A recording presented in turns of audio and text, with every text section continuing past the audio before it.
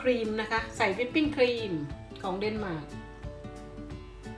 ซึ่งเป็นอาหารเมนูแบบที่เขากินกันบ่อยวันเกิดหรือว่าวันแต่งงานงานพิเศษนะคะเขาก็จะทำมันฝรั่งแบบนี้แต่วันธรรมดาส่วนมากจะไม่ค่อยมีคนทำค่ะแล้วก็เมนูนี้อร่อย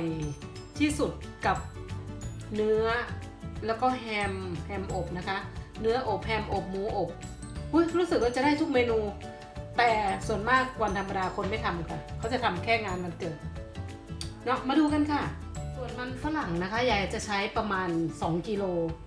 ซึ่งกินกันได้ประมาณ6 คนแต่วันนี้กินกันแค่4 คนค่ะส่วนที่เหลือยายก็จะเก็บไว้กินพรุ่งนี้ก็คืออุ่นกินนี่ค่ะยายก็จะหั่นนะคะหั่นกระเทียมกับหอมยายก็จะใช้อย่างละอันนี้ครึ่งหัวนะคะครึ่งหัวนี่คือไม่ใช่ครึ่งกลีบนะคะครึ่งหัวอย่างนี้เลยซึ่งคุณยายก็ใส่ลงไปแล้วก็หอมสดอีก2 หัวค่ะนี่คือยายได้ใส่ลงไปแล้วส่วนหนึ่งนะคะ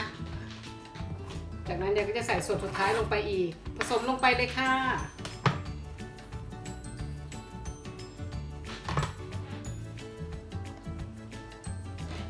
จากนั้นยายก็จะใส่นี่ค่ะคนอร์เดนมาร์กโรยไปเพื่อความนัวของเรา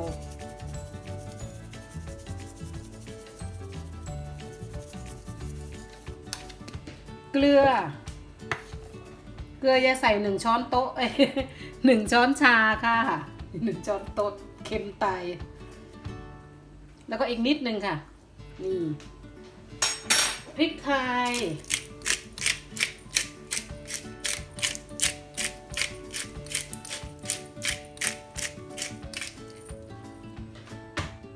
แล้วก็วิปปิ้งที่ขาดไม่ได้เลยนะคะวิปปิ้งค่ะวิปปิ้งอันนี้38นะคะที่เขาเอามาไว้ตีทำครีมนะคะทำวิปปิ้งครีมเพราะถ้าไม่ใช้อันเนี้ยจะไม่อร่อยนะคะอันนี้เป็นอาหารเดนมาร์กค่ะอาหารส่วนมากอาหารอันนี้จะกินตอนช่วงหน้าหนาว เพราะว่าแคลอรี่เธอสูงมากยายใส่ไปประมาณนะคะใส่ไปประมาณเท่าไหร่เนี่ยครึ่งลิตร500 ml ค่ะหรือครึ่งกิโลนั่นเองเขาเรียกครึ่งลิตรเนาะ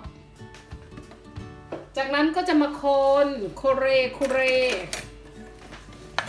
everything jingle bell ให้เข้ากันนะคะ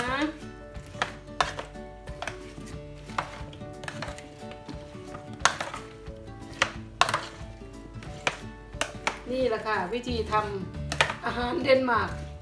ออริจินัล คุณแดก็จะชอบทำตอนงานวันเกิดไหมคะเนี่ยทำง่ายดีค่ะคือทุกอย่างเอาเข้าเตาอบเลยเรียบร้อยคุณยายเปิดไฟไว้แล้วนะคะ200 องศาเซลเซียสโอ้ยกระเด็นกระดอนหมดครีมถามว่าครีมคุณยายพอไหมคุณยายขอใส่อีกนิดนึงค่ะใส่เพิ่มอีกนิดนึงเพื่อที่จะนี่คือใส่ยังไงก็ได้ให้มันฝรั่งเราเนี่ยอยู่คือยังไงล่ะไม่ท่วมมากไปนี่แหละค่ะยายใส่ไป550นะคะ550 ml สำหรับมัน2 กิโลนี่ค่ะคนเพราะเดี๋ยวเราเอาเข้าเตาอบ1 ชั่วโมงทุกครึ่งชั่วโมงเราต้องเอาออกมาคนค่ะพอครึ่งชั่วโมงปุ๊บก็ออกมาคนเลยนี่แหละค่ะเพราะว่าเดี๋ยวส่วนข้างบนก็จะไม่สุกข้างล่างก็จะเละนะคะใส่วิปปิ้งมากไปก็ไม่ได้ค่ะก็จะ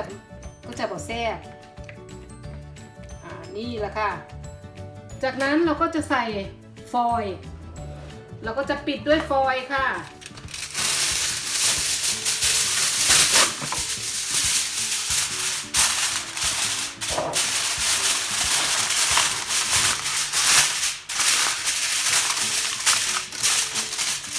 เข้าเตาอบ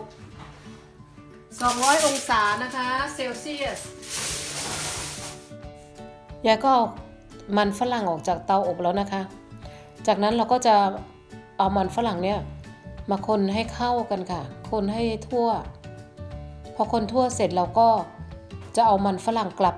ไปเข้าเตาอบอีกครั้งนะคะด้วยไฟ200องศาเซลเซียสหลังจากครึ่งชั่วโมงผ่านไปคุณยายก็จะเอากระดาษฟอยล์ออกนะคะแล้วก็จะเปิดไว้คราวนี้อบต่อไปอีก40นาทีค่ะไฟ200อันนี้มันนะคะมันอบเอากระดาษฟอยล์ออกค่ะเพราะว่าเดี๋ยวเขาจะไม่สวยนะคะ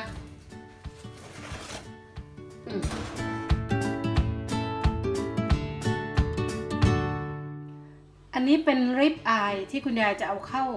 เตาอบยายก็จะมาปรุงก่อนค่ะก้อนนี้ยายซื้อมา195 โคนหรือเกือบ 1,000 บาทค่ะขนอเพื่อความนัวค่ะอะไรก็ช่างต้องใส่ให้นัวไว้ก่อนเกลือ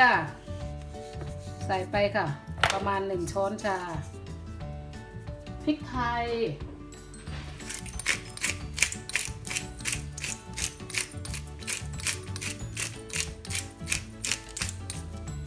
นี่ค่ะเป็นเฮิร์บรวมของคุณยายเขาชื่อโพรเวนซ์แล้วก็จะใส่ไปค่ะเพื่อความหอมเพราะว่าเนื้อกระทีเมียนกับเฮิร์บเนี่ยจะเข้ากันอันนี้ใครไม่มีก็ไม่ต้องใส่นะคะเป็นอะไรล่ะเขาเรียกเป็นกระเทียมผสมกับพริกไทย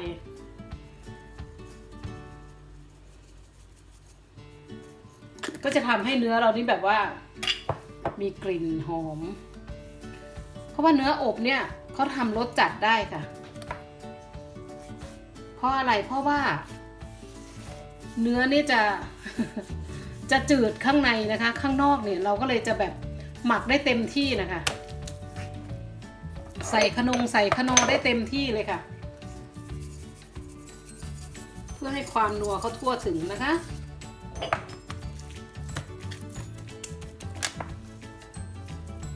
นี่ค่ะคุณยายก็จะใส่เฮิร์บเข้าไปอีก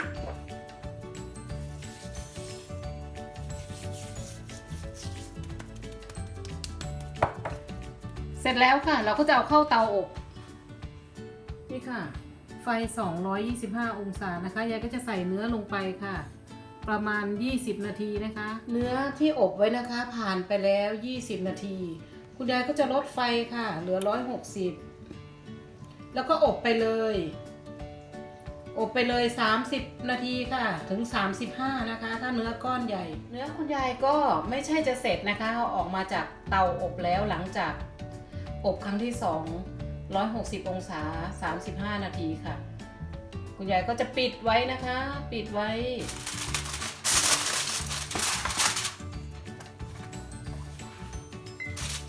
แล้วก็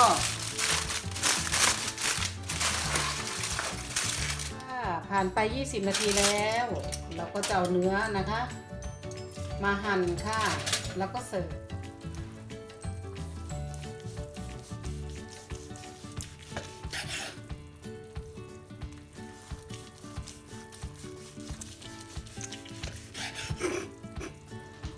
สวยไหมคะเนื้อ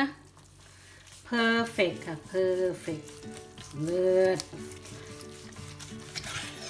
เป็นเนื้อริบอายนะคะเป็นเนื้อริบอายก้อนนี้ก็ประมาณ 1,000 บาทและอร่อยมากเนื้อนุ่มมากค่ะอร่อยไม่ได้ซื้อกินทุกวันหรอกค่ะ ถ้าไม่งานวันเกิดก็ไม่ได้ซื้อกินค่ะหรือว่างานที่แบบว่าค่อนข้างที่จะสำคัญนะคะโอ้ยสวยจังเลยอันนี้นี่ค่ะเนื้อสวยมากไปค่ะไปกินกันโอ้ยซอสยายก็จะเสร็จแล้ว